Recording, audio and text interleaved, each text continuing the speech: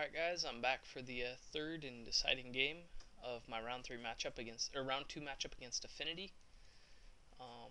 This is a nice hand. My only Croson Grip is good to see here. He'll play the Arcbound Worker, that's cool. I will Brainstorm in response. He didn't really have anything that was, that's fine. So, I act on a hunch that he might be needing the Great Furnace pretty badly. But we'll see what happens. Alright, so sorry I had to pause it there. I wastelanded his Great Furnace. Hoping that he wouldn't, he was maybe a little land light, and he paused for a while. Like, he actually sat there like, dang, what can I do? But he did have land, and it was a really good one. I was like, dang, I really wish I'd wasteland the Blinkmoth Nexus, because that's a problem card for me. So we'll see him get in for one. That's fine. And we see Skull Clamp, and that is not so fine. So I go ahead and kill the one guy that can actually draw him cards next turn off Clamp. And we'll see him go for Ravager, which was pretty good play there, except that I definitely sacked into the Spell Snare, which is very nice to see. I put back a couple of fetches. I put back the Academy Runes. I really wish I hadn't later, but it's alright. I'll go get Breeding Pool, I believe, and pop his Ravager like a zit. And I play the... Oh, I keep the Croson Grip for Skull Clamp. So we get to see him do a whole lot of nothing here, pretty much. He gets to play a guy, but he wastes mana trying to equip. And I play the Tarmogoyf. Not seeing a whole lot of gas there. Probably should have kept the factory. I'm not really sure why I was putting the worst land, or the best land back almost every time. We're going to see kind of a mistake here. I should not have attacked. Well, maybe I should have attacked. I think that probably was okay. But we're going to see, he knows I have explosives, and he plays Arcbound Ravager. I'm not really sure why. Like, that seemed really terrible. Given that right now I can play, I can just take, and the most he can do is 1, 2, so 5, 6, 7, 8, which is a lot, if he goes all in, or 7, I guess, because he can't sack the Nexus. It's a lot, but it's really not that bad. Take 7, blow up your everything, all that you have left, that's cool. Like an idiot, I blocked with Trinket Mage. Because, I say idiot because on my turn I'm going to untap and blow up Tarmogoyf.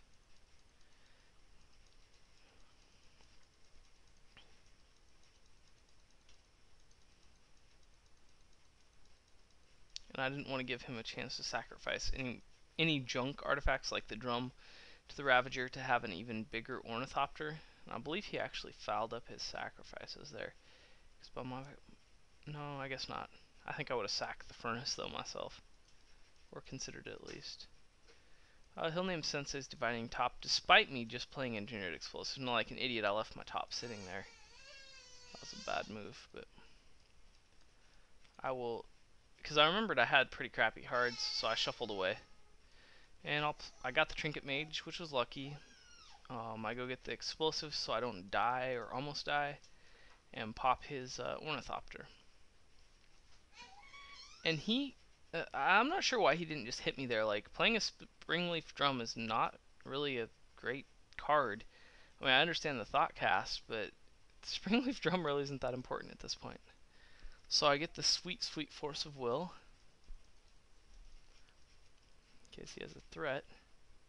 And see, again, he wastes time. I'm happy to Force of Will that. I mean, if you're going to give me a full turn extra each time, that's cool with me. And see, if he'd been hitting me the whole time, I'd be at like 5. I'd be searching for answers. Instead, he's just wasting time again. He cranial plating. So that's kind of terrible. And I mean, I don't know what he had in his hand, so he may have had something that dictated this series of plays.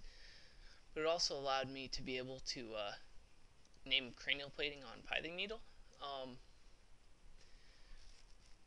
It's kind of tricky, but between, do I name Blinkmoth Nexus? Probably not, because I have removal for it. Or Skull Clamp, or Cranial Plating.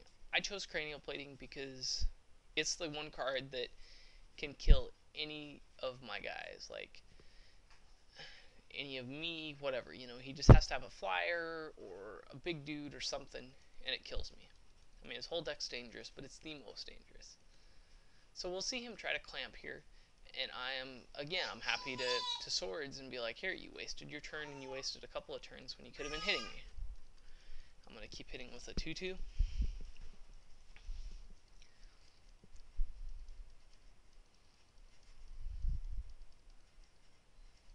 He'll play the Disciple. I believe he clamps it. Yeah, he clamps it, and he clamps up his Ornithopter, which is pretty good for him because then he can block a card. And I try to run a counterbalance out, and he was holding Spell Snare again, so he can block and gain some cards. And he plays a second Skull Clamp and passes, and I'm obviously excited about that. Like, that's like, yeah, get in for 4. Woo. So he'll try Ravager, and I have the Spell Snare this time. And you can see I've been kind of ripping. Like, I don't have top X's, and I threw away a card to it, and I'm still ripping off the top. But he's been ripping off the top too, pretty much. Like, he's been like creature, creature, creature. I will gladly swords his Frogmite so that he doesn't get to see any cards and he doesn't get an extra life. Beat him down to within 2 life. Now he has Frogmite and he has double Skull Clamp. I'm like, crap. So it's not looking good for the home team here. So he's going to start digging with his Skull Clamps. Plays it on the Frogmite. Play the second one. Oh. On Frogmite. Draws 4. Cool. He plays an Arcbound Worker. Gets to draw 2. Thoughts. Cast. At this point I'm starting to feel pretty good because he needs to drop 2 blockers. And they have to be able to, at least one of them's got to trade with one of my guys. Otherwise, he needs 2 blockers again next turn. The thing I'm worried about is what if he can get a Sacrifice Outlet and a Disciple of the Volt. So, and right here I'm like, oh no, he's got Disciple and Ravager. So, a little scared. We'll see here though. Let's see. He will play, okay, he has the Disciple and I'm just like, oh crap. Then he plays the Mana Crypt. I'm like, oh, he's definitely going to get me here. All 3 games he saw Mana Crypt, by the way. I know he has 23 cards it's left in his library, but he saw Mana Crypt all 3 games.